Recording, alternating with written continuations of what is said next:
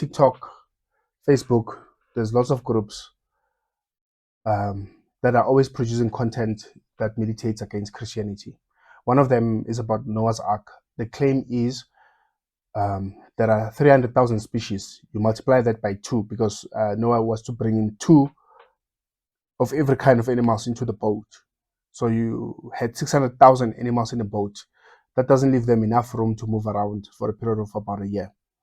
But the Bible doesn't use the word species because of the memes that you find on the internet talk about species, 300,000 species of animals. Back in Noah's days, there were about 1,000 groups of animals, the kinds, not 300,000 kinds, because you will have different types of levels. When you do a taxonomy of animals, you have different levels in the taxonomy. So you have the species, you have the genus, and then you have the family. So Noah was instructed to bring in 2 of every kind of animals. So there probably were 2,000 animals in the ark, groups of animals, the genus level, not the species level. So if you take today's count, today we have 35,000 kinds of animals. 35,000, not 300,000 species. You have 35,000 genus of animals. So like a dog, a jackal, and a wolf, they come from the same family, but they're different breeds of animals. So a genus is family is animals that can interbreed, like a horse and a mule. They can produce a horse and a donkey can produce a mule. So that's how animals variegate. So then what's happening is today we have 35,000 different groups of animals. Multiply by 2, you have 70,000. The ark was big enough to carry 120,000 sheep-sized animals in it, and there will still be space because of it was not one deck, it was 3 different decks. A lot of people think of the ark as one huge hull.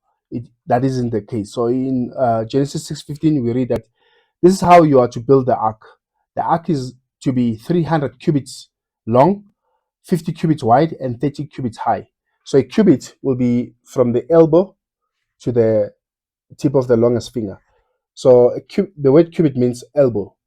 So in Old Testament time, they would use a royal cubit or a long cubit. So it will be the length from here to here plus these 4 fingers. So the ark would have been anywhere between 140 to 155 meters long.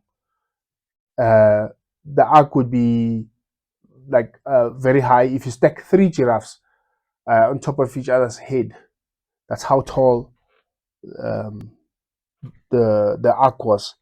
And it's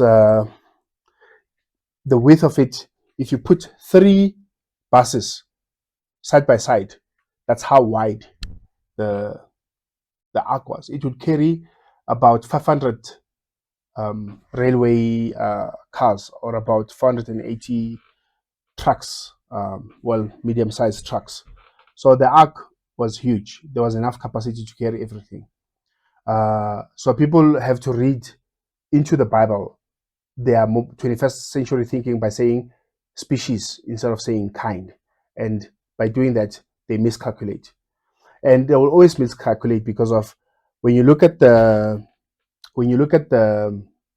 issues, why people always don't understand the Bible, something called illocutionary effect, because the Bible is supposed to be interpreted in the community of faith.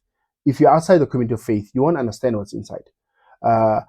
If you're outside a family dispute and you're observing how they solve a problem, you may not appreciate how they go about solving the problem. But as a family, they have loyalties, they have a history, so they will resolve a problem in a different manner than you, an outsider, would approach the problem. And that's fine. As long as the family is coherent and people understand each other, that's fine.